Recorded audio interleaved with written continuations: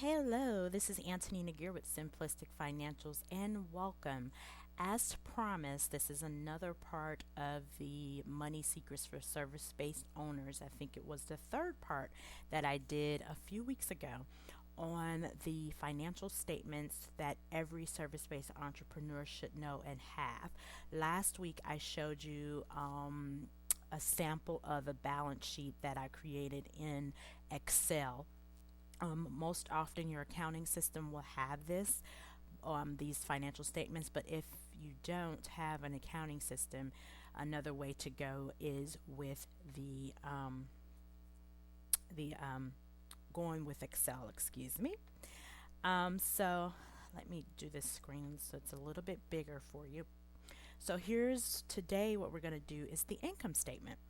And what the income statement, most entrepreneurs are familiar with the income statement, but you might hear it in terms of a profit and loss statement or a P&L or your statement of expenses and revenue or statement of revenues and expenses. Those terms are interchangeable. So, but for this purpose of this recording or video, I'm going to refer to it as an income statement or a P&L. So, what the income statement is, as I stated in one of the articles in the Money Secrets for Service Based Entrepreneurs article on my blog, that's www.simplisticfinancials.com/blog. The income statement really is a document for your business that shows your profitability. It's basically a list of things that you can see of your income and expenses activity that's going on in your business operations that covers a period of time. So, as you can see here, this is showing for the period ending January 31st. You'll see income statements structured differently. It depends on your accounting system, it depends on your business, it depends on how you like to see things.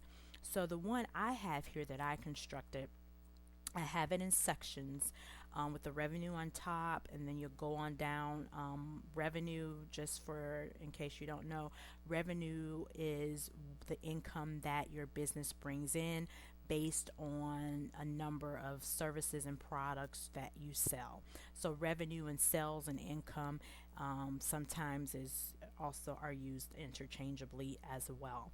So here I have the revenue section, I have the period over here, and I'll talk about this area here in a few minutes. So for revenue, I just have product slash service one. It just depends on if you sell a product or service. And I'm just going to kind of show you how it's done, okay? So, like for any service based woman entrepreneur, most of us, some of us, we do consulting, we do consultations, that's consulting, excuse me. We do coaching, we do seminars, we do trainings, we have info products, all these things that generate revenue for our business. So I'm going to put just a few in here just to give you an idea. Okay, so I'll do coaching, consulting, training, speaking, which is very popular, and I'll just keep it even all the way. Well, no, I won't. Get some variety going here so we can have a few different things. Okay, actually, let me bump this up because we're financially savvy entrepreneurs, we're winning, we're doing things big, right? So I'm gonna bump this stuff up here a little bit more. Okay, so each I have the amounts of revenue that was generated for the month of January. So for coaching, it's $5,000. For consulting, I brought in $5,000 for the month. For training, you're bringing in $6,000 a month. And for speaking, you're bringing in $2,000 a month. So based on all the type of services and products you serve for your clients or customers, or that you do in your business for the month of January, your total revenue, total income that you bring in is $18,000. Okay. what I have here is a percent of revenue. Why is this important, Antonina? Well, it's important because you can look here and actually see what service or product is generating the most revenue. So you can see here training generates about 33% of your income or revenue, I would say your sales. And coaching and consulting are the same, and they do about 28% of this $18,000 that you generate every month. So, you and I, being financially savvy entrepreneurs that we are, and we're always thinking of ways to bring in more revenue into our business, we'll say, hey, it looks like people are really either they're really liking the training, or it's popular, or it could be that your training is just a higher price service. So this percentage of revenue, if you can excuse me, this percentage of revenue column just kind of lets you know how you're bringing how much revenue each product and service is bringing into your business. This also helps for further analysis to help further your business. Okay. The second section here is your expenses section, and you'll hear this referred to as cost of your business, things of that nature. So basically, what expenses are, they are dollars or costs that you've given out in your business to run your business. That can be for your suppliers, any vendors you may have, if you have employees, if you're given to your taxes, any bills that you may pay, any coaching and other professional services that you participate in during that period of time, which for us this month is January. So, owner's withdrawals, that's what I just put here. You might see it called something different for different companies, but it depends on you what you want to call it. But if you are a solopreneur, you cannot call it salary, at least not for yourself, because if you do, that implies that you should be paying some sort of employee benefit tax, and you don't really want to get into that. Not employee benefit, I'm sorry, payroll taxes, and you really don't want to start getting into that just yet as a solopreneur, or if you have an LLC. The best thing to do is to call it owner's withdrawals, or you can say owner's compensation or something like that. So let's just say you this month you've paid yourself $10,000. You don't have any employees, so salaries and employee benefits won't matter. You may have about $200 a month in insurance that you're carrying, about $200 a month for January for supplies. You might have bought a computer, things of that nature. Let's see, you're part of some monthly group coaching memberships. We can put 500 here, and you invest in coaching every month. Let's say $1,000. Okay. Your total is $12,900 for expenses. Okay. As you can see here, I also have a percentage of revenue because you also want to know what costs are eating up all of the profit, or not all of the profit, but all of the revenue that you're bringing into your business. In this case, you are paying yourself at least 56% of your revenue that you bring in. Some may say that's a little high. It depends on you and your business, and if your business can sustain that level of you being paid. If you don't have a lot of expenses, it may be okay. Okay, but it's totally up to you and how you want to run your business. So, as a total for the month for expenses, you have $12,900.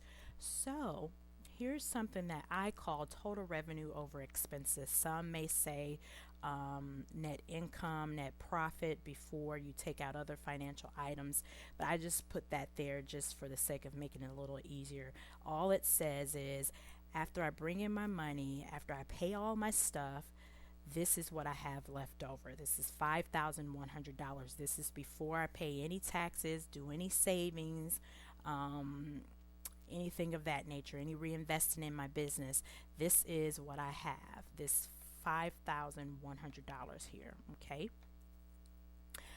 Some income statements stay right here and they don't factor in taxes, contingency, which I'll talk about that later, or any savings. So at this point, you might stop here and might call it net income, or you may hear it called net profit.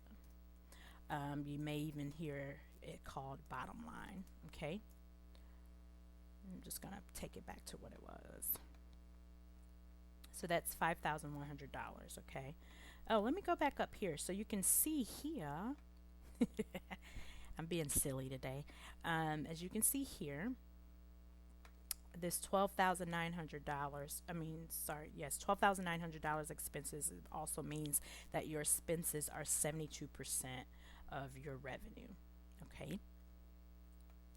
And if you don't understand that, feel free to send me an email at antonina@simplisticfinancials.com if you have any questions about this. Okay. Now, here's another section that I like to put in. And with my years of working in the finance industry and working in big corporations,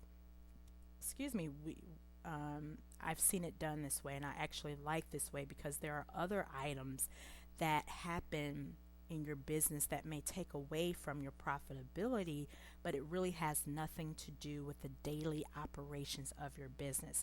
So there's things like taxes, because you know you're going to have to pay some sort of taxes.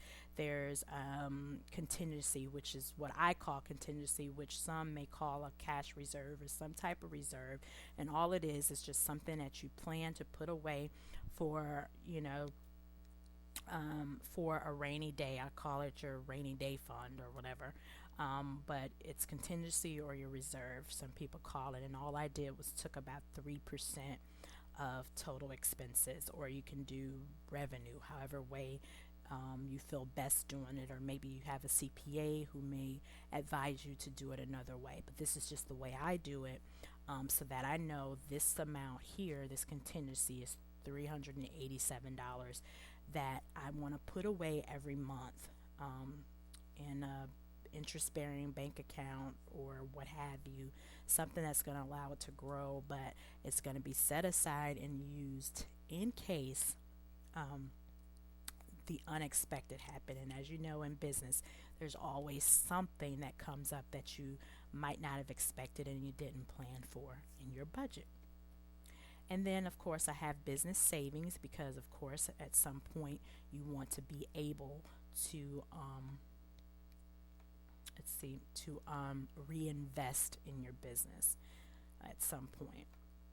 So, after total financial items, other financial items, it's $1,287.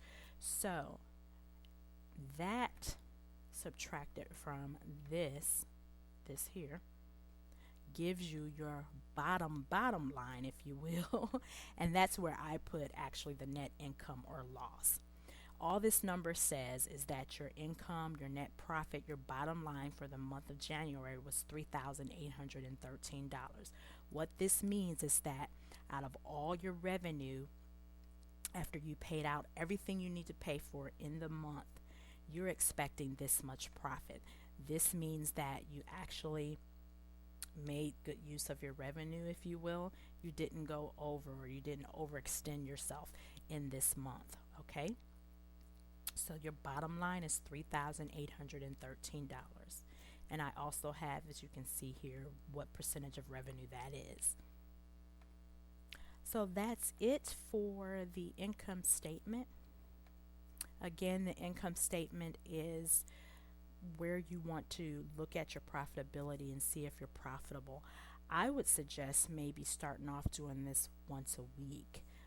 If that's too much for you, definitely do it every month. You always want to know if you're going to be profitable. The reason I say every week is because you can always, if you're looking at it every week and things start to look a little weary, or like you may not be profitable for that month, you actually have some time to correct it by bringing in more revenue, and things of that nature. Okay, so that's it again for the income statement, and stay tuned because I'll be bringing in the next one soon, and that will be the cash flow statement. If you have any questions with this, actually, I'm going to be coming out with a product soon, launching a product where you would have this as a starter kit, this income statement, along with other statements and some other goodies, to help you learn these financial statements for your business. So, thanks for watching, and I'll see you around with cash flow statements. Have a great day.